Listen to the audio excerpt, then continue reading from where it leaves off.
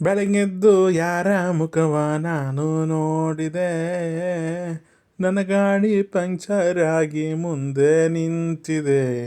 ಬೆಳಗ್ಗೆ ಅಷ್ಟೊತ್ತಿಗೆ ಎದ್ದು ಸ್ನಾನ ಮಾಡಿಕೊಂಡು ದೇವಸ್ಥಾನಕ್ಕೆ ಹೋಗೋಣಪ್ಪ ಅಂತ ದೇವ್ರನ್ನ ಮನಸ್ಸಲ್ಲಿ ಅಂದ್ಕೊಂಡು ಮನೆಯಿಂದ ಆಚೆ ಬಂದರೆ ಗಾಡಿ ತೊಗೊಂಡು ನೋಡಿ ಗೈಸ್ ನನ್ನ ಬೈಕ್ನ ಅವಸ್ಥೆ.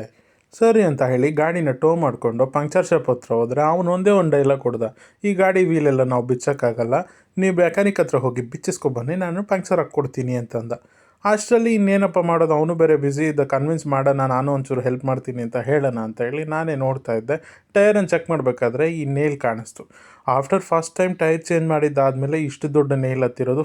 ಫಸ್ಟ್ ಪಂಕ್ಚರು ಇಷ್ಟು ಡ್ಯಾಮೇಜ್ ಮಾಡಿದೆ ಅಂತ ನಾನು ನಿಮಗೆ ತೋರಿಸ್ತೀನಿ ನೋಡಿ. ಫುಲ್ ಟ್ಯೂಬೇ ಚೇಂಜ್ ಮಾಡಬೇಕಾಯಿತು. ಹಾಗೋ ಹೀಗೋ ಅಂಕಲ್ನ ಕನ್ವಿನ್ಸ್ ಮಾಡಿ ವೀಲ್ ಬಿಚ್ಚೋಕ್ಕೆ ಆಕ್ಸೆಪ್ಟ್ ಮಾಡೋ ಥರ ಮಾಡಿದೆ.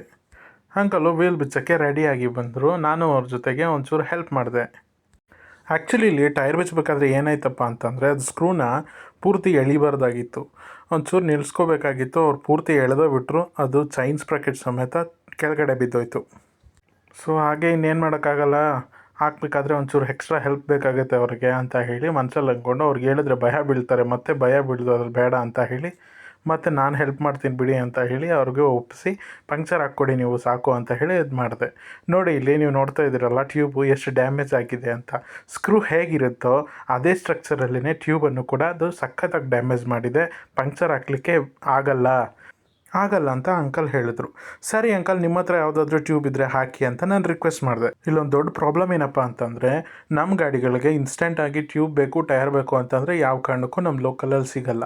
ಸಿಟಿ ಬ್ಯಾಂಗ್ಳೂರ್ ಸೈಡೆಲ್ಲ ಮೇ ಬಿ ಇಟ್ಟಿರ್ಬೋದು, ಬಟ್ ನಮ್ಮ ಲೋಕಲಲ್ಲಿ ಮಾತ್ರ ನಮ್ಮ ಗಾಡಿಗೆ ಟ್ಯೂಬು ಟೈರು ಇನ್ಸ್ಟೆಂಟಾಗಿ ಬೇಕು, ನನಗೆ ಇವಾಗಲೇ ಬೇಕು ಅಂತಂದರೆ ಯಾವ ಕಾರಣಕ್ಕೂ ಸಿಗಲ್ಲ, ಯಾಕಂದರೆ ಸ್ಟಾಕಲ್ಲಿ ಅವೈಲೇಬಲ್ ಇರೋಲ್ಲ. ಆಗಿರಬೇಕಾದ್ರೆ ಅಂಕಲ್ನ ನಾನು ರಿಕ್ವೆಸ್ಟ್ ಮಾಡಿದೆ, 100 ಪ್ರೆಷರ್ ಇರುವಂಥ ಟ್ಯೂಬು ನಿಮ್ಮ ಹತ್ರ ಇದ್ದರೆ ಹಾಕಿ ಸಿಎಡ್ದು ಅದು ವರ್ಕ್ ಆಗುತ್ತೆ ಅಂತ ನಾನು ಹೇಳಿದೆ. ಯಾಕಪ್ಪ ಅಂತಂದರೆ ಬಿಫೋರು ಕೂಡ ನನಗೆ ಎಲ್ಲ ಹೋಗಬೇಕಾದ್ರೆ ಹೀಗೆ ಎಕ್ಸ್ಪೀರಿಯೆನ್ಸ್ ಆಗಿತ್ತು. ಫಸ್ಟಲ್ಲಿ ಗಾಡಿ ತೊಗೊಂಡಾಗ ಆಗ ನಾನು ಹಾಕ್ಸಿದ್ದೆ, ಇದು ವರ್ಕ್ ಆಯಿತು ನನಗೆ.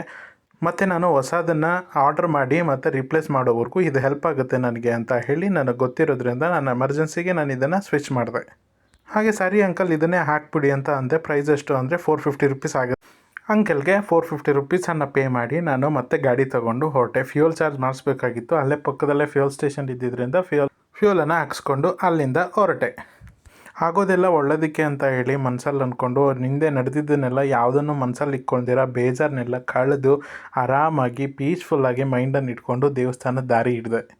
ಹೇಗೋ ನಡೆದಿದ್ದನ್ನೆಲ್ಲ ಮರೆತು ಹೋಗಿ ದಾಬಸ್ಪೇಟೆ ಹೈವೇಯಲ್ಲಿ ಅಕ್ಕಪಕ್ಕ ಬ್ಯೂಟಿಫುಲ್ ಆಗಿರುವಂಥ ವೈಬ್ಸನ್ನು ನೋಡಿಕೊಂಡು ನನ್ನ ಪ್ರಯಾಣನ ಮುಂದೆ ಸಾಗಿಸ್ತಾ ಹೋದೆ. ನೀವೇ ನೋಡಿ ಎಷ್ಟು ಚೆನ್ನಾಗಿದೆ ಅಂತ. ಫುಲ್ ಎಲ್ಲ ವಾಟರ್ ಇದೆ. ಹೀಗೆ ನೋಡ್ತಾ ಮುಂದೆ ಹೋಗ್ತಿದ್ದಂಗೆ ಇನ್ನೇನು ಒಂದು 2 ಕಿಲೋಮೀಟರ್ಸಲ್ಲಿ ದೇವಸ್ಥಾನ ನೋಡ್ಬಿಡ್ತೀನಿ ಅನ್ನೋಷ್ಟು ಹತ್ರ ಬಂದಿದ್ದೆ. ಈ ದೇವಸ್ಥಾನದ ರಸ್ತೆಯಲ್ಲಿ ಕೂಡ ಒಂದು ಬ್ಯೂಟಿಫುಲ್ ಆಗಿರುವಂಥ ವೈಬ್ ಕಾಣಿಸ್ತಿತ್ತು ನನಗಂತೂ. ಹಾಗೆ ಇನ್ನೊಂದು ವಿಷಯ ಹೇಳಬೇಕು ಅಂತಂದರೆ ಈ ರಸ್ತೆ ಅಕ್ಕಪಕ್ಕ ಸುಮಾರು ಹಳ್ಳಿಗಳ ಗ್ರಾಮಸ್ಥರು ವಾಸ ಮಾಡ್ತಿದ್ರು ಕೂಡ ರಸ್ತೆಯನ್ನು ತುಂಬ ನೀಟಾಗಿ ಇಟ್ಕೊಂಡಿದ್ದಾರೆ. ಹಾಗೋ ಹೀಗೋ ದೇವಸ್ಥಾನ ರೀಚ್ ಆದ್ವಿ. ನೋಡಿ ದೇವಸ್ಥಾನ ಮುಂದಿನ ವೈಬ್ ಹೇಗಿದೆ ಅಂತ. ಹಾಗೆ ಲೇಟ್ ಮಾಡ್ತೀರಾ ಪಟಾಪಟ್ ಅಂತ ಹೇಳಿ ಪೂಜೆಗೆ ಬೇಕಾಗಿರೋ ಸಾಮಗ್ರಿಗಳನ್ನೆಲ್ಲ ತೊಗೊಂಡು ದೇವಸ್ಥಾನದ ಒಳಗಡೆ ಹೋದೆ. ಜನ ಏನೋ ಸುಮಾರಾಗೇ ಇದ್ದರು, ಆದರೆ ದೇವಸ್ಥಾನ ಅಂಡರ್ ಕನ್ಸ್ಟ್ರಕ್ಷನಲ್ಲಿತ್ತು. ನೋಡೋಕ್ಕೇನು ಅಷ್ಟು ಚೆಂದ ಇರಲಿಲ್ಲ. ಸೊ ದ್ಯಾಟ್ ನಾನು ಜಾಸ್ತಿ ವಿಡಿಯೋಸನ್ನು ಅಲ್ಲಿ ಶೂಟ್ ಮಾಡೋಕ್ಕಾಗಲಿಲ್ಲ. ಪೂಜೆ ಮಾಡಿಸ್ಕೊಂಡು ಮನೆಗೆ ಪ್ರಸಾದ ತೊಗೊಂಡು ಅನ್ನಪ್ರಸಾದ ಕೊಡುವಂಥ ಜಾಗಕ್ಕೆ ಹೊರಟೆ. ಹಾಗೆ ಇವತ್ತು ಅನ್ನಪ್ರಸಾದದಲ್ಲಿ ವಿಶೇಷವಾಗಿ ಸ್ವೀಟ್ ಪೊಂಗಲ್ ಮತ್ತು ಟೊಮ್ಯಾಟೊ ರೈಸನ್ನು ಕೊಟ್ಟಿದ್ದರು. ಪ್ರಸಾದ ಅಂತೂ ತುಂಬ ಚೆನ್ನಾಗಿತ್ತು, ತುಂಬ ಚೆನ್ನಾಗಿತ್ತು.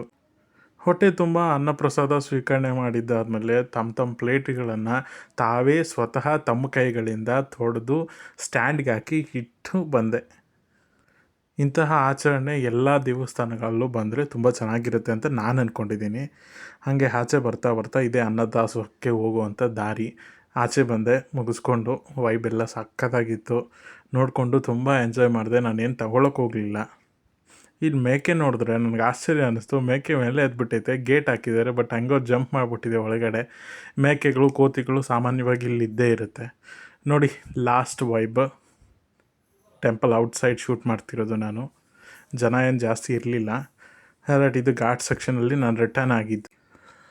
As usually same guys, beautiful ಆಗಿರುವಂಥ ವೈಬ್ಸನ್ನು, ಅಕ್ಕಪಕ್ಕ ಎಲ್ಲ ಇರುವಂಥ ಹಸಿರುತನವನ್ನು, ಗ್ರೀನರಿ ಅದನ್ನೆಲ್ಲ ಎಂಜಾಯ್ ಮಾಡ್ತಾ ನನ್ನ ಮನೆ ದಾರಿ ನಾನು ಹಿಡಿದೆ. ಸೊ ಗೈಸ್, ಮತ್ತೆ ಸಿಗೋಣ ಅಂತ ಹೇಳ್ತಾ ಟಾಟಾ, ಬಾಯ್ ಬಾಯ್, ಸಿ ಯು.